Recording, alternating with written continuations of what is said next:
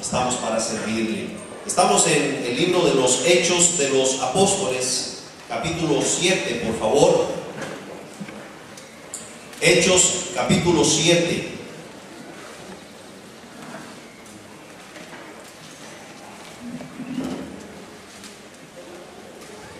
Y aquí en el capítulo 7 del libro de los Hechos encontramos a Esteban compareciendo ante el concilio de los judíos, y los líderes de la nación le están cuestionando, le están juzgando literalmente, y Esteban, lleno del poder del Señor, está presentando su discurso y se ha ido a través del Antiguo Testamento haciendo un resumen del Antiguo Testamento. Es uno de los resúmenes más completos que nosotros tenemos de todo el Antiguo Testamento. Y después de hablar un poquito sobre los patriarcas y sobre José, ahora Esteban comienza a hablar sobre Moisés. Y curiosamente dividió Esteban la vida de Moisés en 3 períodos de 40 años, ya que nosotros sabemos por la Biblia que Moisés vivió 120 años. Y entonces Esteban dividió la vida de Moisés en estos 3 etapas de 40 años. Y por eso, pensando en esto, les hablo de las 4 etapas de la vida. Nosotros, sin entrar en todos los detalles, sabemos que en esencia hay 4 etapas básicas que todo ser humano va a vivir. La primera etapa es cuando es un niño, luego pasa a ser un joven, más tarde pasará a ser un adulto y un día llegará a ser un anciano. Y quiero compartirles estas 4 etapas de la vida utilizando la vida de Moisés. Veamos la primera etapa aquí en Hechos capítulo 7 y en los versículos 20 y 21. Dice la Biblia: en aquel mismo tiempo nació Moisés y fue agradable a Dios, y fue criado 3 meses en casa de su padre. Pero siendo expuesto a la muerte, la hija de Faraón le recogió y le crió como a hijo suyo. El autor de los Hebreos, en Hebreos capítulo 11, también dice lo siguiente: por la fe Moisés, cuando nació, fue escondido por sus padres por 3 meses, porque le vieron niño hermoso y no temieron el decreto del rey. Es una cosa básica que nosotros entendamos que cada etapa de la vida tiene algunas características muy particulares. Y la primera etapa, tan sencilla pero tan importante, es cuando nosotros somos niños. Aquí tenemos varios niños en la iglesia y algunos están aquí mismo. Aquí tenemos uno enfrente y por allí andan otros niños. Pero es tan importante que nosotros, que somos padres, por esta razón asumamos nuestra responsabilidad en la crianza de nuestros hijos. Por favor, hay que fijarse que nació Moisés. Dice la Biblia: y fue agradable a Dios. Todo niño que nace es agradable al Señor. Todo niño que nace. Todo niño que nace es agradable a Dios. Dice también el autor de los Hebreos que le vieron un niño hermoso. Todo papá ve a su hijo el más lindo que existe, ¿verdad, papás? Así somos. Mi hijo es el más bello que hay, mi hija es la más hermosa que hay, no hay otro como él. Le vieron un niño hermoso. Pero es importante comprender que en esta etapa es crucial que nosotros, los que somos padres, hagamos nuestro trabajo. Amram y Jocabed, los papás de Moisés, lo escondieron por la fe. El decreto de Faraón era que todo niño varón debía de morir.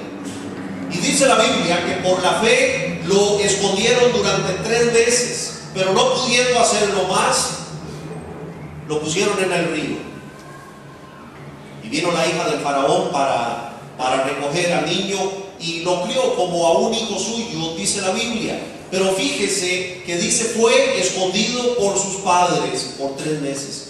Usted y yo que somos padres, o usted que un día va a ser papá, tenemos que entender que es nuestra responsabilidad esconder a nuestros hijos en el Señor, esconder a nuestros hijos a través de la fe. Es la etapa básica de una persona, la niñez, porque mientras nosotros somos niños que vamos a tener las bases para el resto de nuestra vida. Vea lo que dice en el Salmo 78. Él estableció testimonio en Jacob y puso ley en Israel, la cual mandó a nuestros padres que la notificasen a sus hijos, para que lo sepa la generación venidera y los hijos que nacerán, y los que se levantarán lo cuenten a sus hijos, a fin de que pongan en Dios su confianza y no se olviden de las obras de Dios, que guarden sus mandamientos y no sean como sus padres, generación contumaz y rebelde, generación que no dispuso su corazón ni fue fiel para con Dios su espíritu. Este Moisés del que estamos leyendo, del cual estaba hablando Esteban y del cual leemos en la Biblia, vivió 120 años. Fue un siervo de Dios, pero llegó a ser un siervo de Dios porque desde que nació, sus padres le inculcaron la palabra de Dios. Por la fe, sus padres tomaron al hijo, a quien vieron hermoso, a quien escondieron, y dijeron: este es el hijo que Dios nos ha dado. Ahora nosotros como padres lo vamos a criar en el consejo de Dios. Nosotros como padres le vamos a enseñar la palabra de Dios. Y fue lo que hicieron. Ahora más tarde, él llegó a vivir en el palacio del faraón. Pero es tan importante que nosotros lo comprendamos.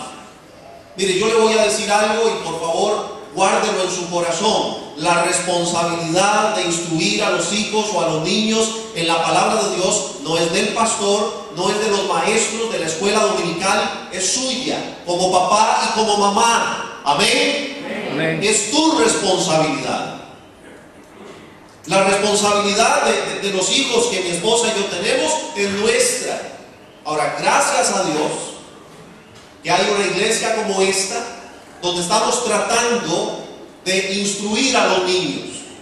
Y por supuesto ocupamos siempre colaboración, maestros, personas que estén dispuestos a invertir un poco de su tiempo, de su esfuerzo, de sus habilidades, trabajando con los niños. Esta iglesia está en un periodo de ajustes, tenemos que hacer ajustes en nuestra escuela dominical. Necesitamos personas que amen trabajar con los niños, para dedicarle a ellos un tiempo para instruirlos. Si nosotros no lo hacemos, ¿quién lo va a hacer? Ahora, la diferencia entre un niño que es criado en el consejo de Dios y un niño que no ha sido educado en el consejo de Dios es evidente. ¿Verdad que sí? Es obvia. Usted puede ver, sin ir muy lejos, a un niño que es llevado a la iglesia, a un niño que es enseñado a alabar a Dios. Usted puede ver fácilmente en el vecindario o donde sea, en el supermercado, a un niño que tiene principios y valores desde su casa, desde su iglesia. Y usted puede ver a un niño que no tiene estos recursos.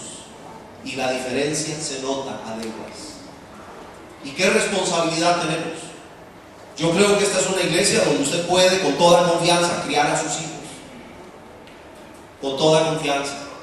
No somos perfectos y, como digo, estamos haciendo ajustes en nuestra escuela dominical y en la responsabilidad con los niños, pero aquí estamos. Yo me reuní el otro día con los maestros y yo he dicho a los maestros, no venimos a entretener a los niños.